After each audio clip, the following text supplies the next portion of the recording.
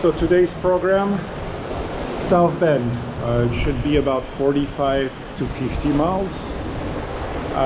Still following Willard. I mean, that's what I will be doing all the time, following Willard Motley's path. And so his next stop was South Bend, so that's what I'm going to do.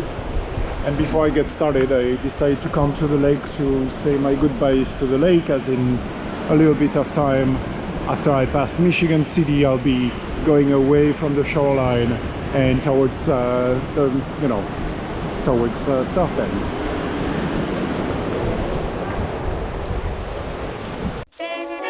Good evening, ladies and gentlemen. This is Horizon Chasing on a Bicycle, featuring the one, the only, the knight errant of Englewood.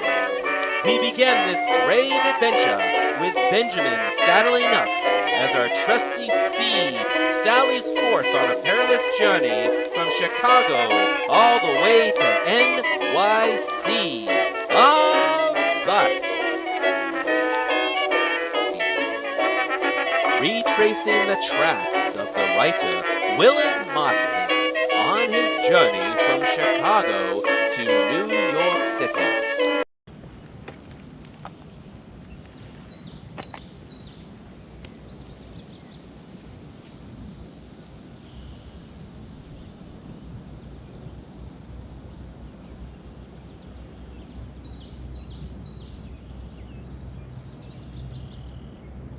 Bridge number 1 of day 2.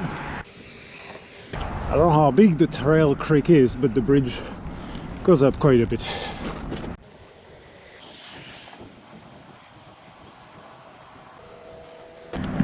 Oh, there we go.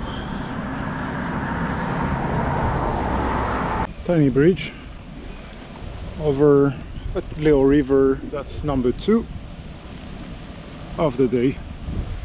There might have been a tiny little stream that we've crossed before, but if I don't see it because it's so small, I don't film, I don't count. It don't count if you don't see it, right? So it's a bucolic countryside of Michigan, I guess northern Michigan, which is not nearly as flat as I expected.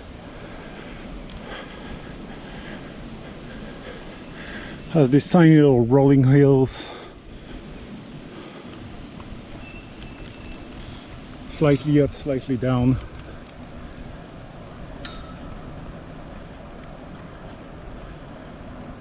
There's no really need to switch gears going up and down these little bumps, at least for now. We'll see at the end of the day.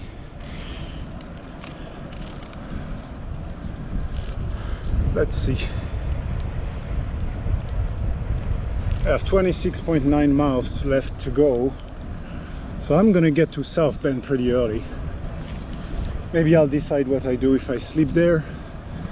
Spend some time cleaning up things like, you know, editing the video from yesterday, figuring out how to be better organized to be able to edit one video every day, or if I push on a little further and sleep elsewhere to give me some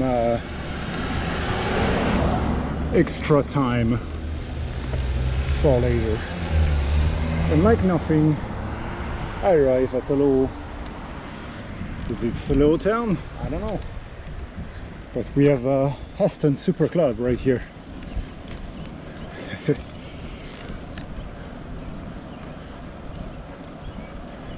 Yeah, so I was saying, maybe I'm gonna stop at South Bend, which is where Willard stopped anyway on his second day, and since I'm following his path, that's probably what I'm gonna do. Some of this countryside has some insolite things here. Guess looks like an army truck. Today I chased down another horizon, and beautiful and crowded by then, from Michigan City to South Bend, 49 miles. And now I've gone into the hundreds, with a total of something like 109 miles. That's 1/10 of the distance. On the highway following Route 20 now, at about 1, I stopped in a little grove and drank a lot of water that was pumped from a well that tasted like some tin or metal. I hated it, but it was cold and what I needed. And then later on, he writes, after arriving in South Bend, after a desperate search for a garage and much worrying, I think that's what he says, much worrying, I'm not completely sure. Sometimes difficult to read what has been written. I stumbled upon a tourist who was having his tire fitted. The owner of the garage was nice about letting me use his tires and sledgehammer, but I could not fix the pedal. This big-hearted stranger with the curly black hair and the massive build that then came to the rescue, and putting a large mitt on, he welded the pedal on.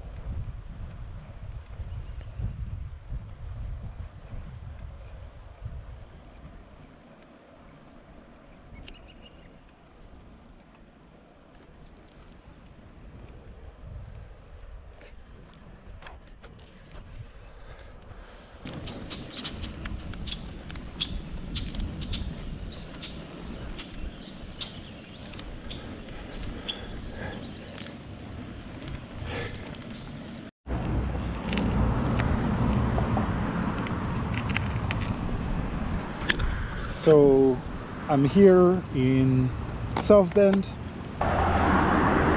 riding and following the tracks of Willard Motley, who rode his bike from Chicago to New York City in 1930. And I'm doing that also to fundraise for Rusty Wheelbarrow Farm, where we are growing food that's then harvested and distributed by the Sunnyside and Woodside Mutual Aid.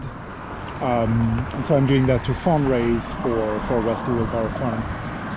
And so as I come across different towns and etc. here in South Bend, if I see something like this, I'll have to stop and give a shout out.